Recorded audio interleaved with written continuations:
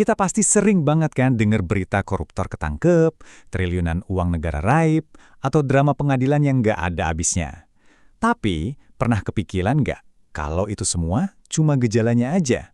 Nah, dalam pembahasan kali ini, kita nggak akan ngomongin pasal-pasal hukumnya. Kita akan coba bedah penyakit di baliknya, sebuah krisis mental dan budaya yang diam-diam menggerogoti kita dari dalam. Nah, ini dia pertanyaan yang mungkin bikin kita semua garuk-garuk kepala. Mereka kan udah punya segalanya, harta, jabatan, kehormatan, jadi kenapa masih nekat ngambil resiko buat sesuatu yang kelihatannya nggak mereka butuhin? Jawabannya ternyata bukan di logika ekonomi, tapi di sisi gelap psikologi manusia. Oke, jadi kita lurusin dulu ya, satu hal penting. Ini sama sekali bukan soal perut yang lapar atau cicilan yang nunggak. Ini soal ego yang gak pernah kenyang. Sebuah kenikmatan psikologis yang ternyata bisa bikin nagih. Sekarang, ayo kita coba kupas lapisan pertama dari masalah ini. Karena di baliknya, kita akan menemukan bahwa korupsi itu intinya bukan soal numpuk duit, tapi soal menegaskan siapa yang paling berkuasa. Disinilah kita sering salah kaprah. Kita cuma fokus ngelihat angka-angka di rekening, tapi kita lupa sama apa yang terjadi di dalam pikiran si koruptor. Yang mereka kejar itu bukan nilai uangnya, tapi sensasinya. Sensasi memegang kendali, perasaan superior waktu orang lain harus nunduk dan bergantung sama mereka. Jadi korupsi itu berubah jadi semacam ritual buat nunjukin kekuasaan. Setiap suap yang diterima itu bukan sekedar transaksi, tapi kayak upacara kecil di mana mereka merasa jadi raja. Orang-orang datang memohon, membungkuk, dan nunjukin ketundukan. Uangnya, itu cuma bonus.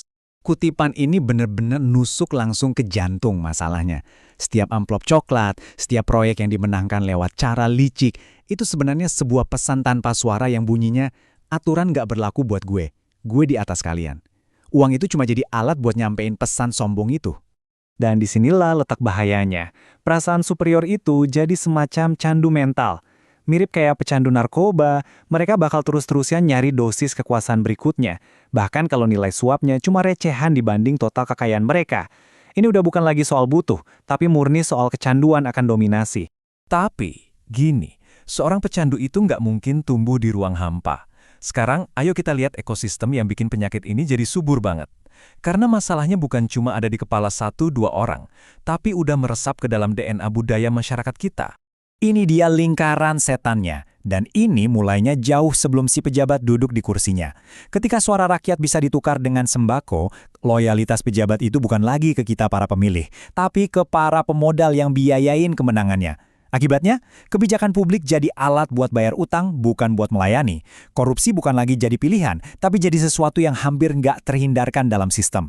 Coba deh, dengerin bahasa yang kita pakai sehari-hari.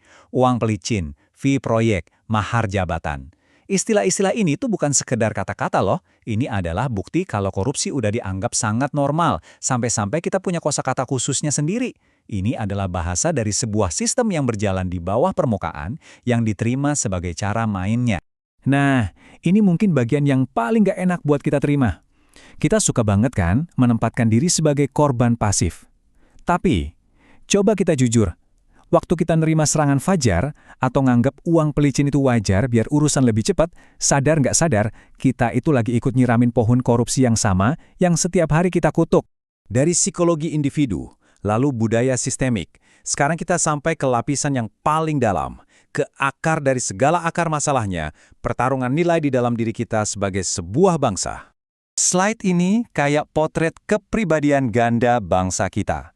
Di sebelah kiri, itu dunia ideal. Apa yang kita ajarin ke anak-anak di sekolah, integritas, hukum, etika. Tapi di sebelah kanan, itu dunia nyata. Apa yang sering kita praktikan, siapa yang kamu kenal, berapa harga yang harus dibayar. Korupsi itu tumbuh subur di jurang yang lebar antara apa yang kita ucapkan dan apa yang kita lakukan. Dan inilah kenyataan pahitnya. Kita bisa aja menulis hukum setebal kamus, tapi selama budaya semua bisa diatur, masih hidup dan mendarah daging, hukum itu cuma pilar rapuh yang gampang banget dihancurkan. Pada akhirnya, budaya akan selalu mengalahkan hukum. Grafik ini cermin buat kita semua. Coba ada jujur, siapa yang lebih kita kagumi di masyarakat? Pengusaha super kaya yang kita nggak tahu asal-usul uangnya, atau seorang guru jujur yang hidupnya sederhana? Ketika kita sebagai masyarakat lebih menghargai simbol-simbol kekayaan daripada integritas, kita sebenarnya lagi mengirim sinyal yang jelas. Korupsi adalah jalan pintas yang dihargai menuju kesuksesan.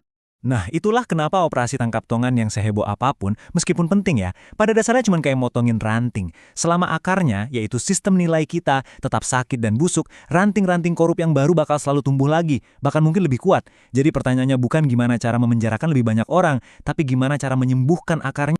Di bagian akhir ini, ayo kita coba arahkan fokusnya ke dalam diri kita sendiri. Karena pada akhirnya, korupsi besar adalah cerminan dari ribuan kompromi-kompromi kecil yang kita buat setiap hari. Sekarang coba kita jujur sama diri sendiri. Pernah nggak kita melanggar lalu lintas karena buru-buru? Atau ngasih uang rokok biar urusan jadi lancar? Menganggap ketidakjujuran kecil sebagai sesuatu yang biasa aja? Korupsi raksasa yang kita lihat di berita itu seringkali lahir dari ribuan kompromi kecil yang kita anggap sepele dalam hidup kita. Lihat deh bagaimana ini semua saling berhubungan, kayak efek bola salju. Dimulai dari kita yang memaklumi ketidakjujuran kecil, lalu jadi kebiasaan yang diterima masyarakat, kemudian membentuk sistem nilai yang salah, dan akhirnya melahirkan monster korupsi sistemik yang seolah nggak bisa dihentikan. Jadi, inilah inti dari semua pembahasan kita. Musuh yang sebenarnya itu bukan segelintir pejabat jahat. Musuh kita yang sebenarnya adalah budaya yang secara kolektif bertepuk tangan pada kecurangan sebagai kecerdasan dan malah mencibir integritas sebagai kebodohan. Dan kutipan ini jadi pengingat terakhir buat kita semua. Bahaya terbesar dari korupsi itu bukanlah kerugian finansialnya, melainkan terkikisnya kepercayaan dan matinya moralitas kita sebagai bangsa. Kalau itu sampai terjadi, kita bukan cuma kehilangan uang, kita kehilangan jiwa bangsa kita.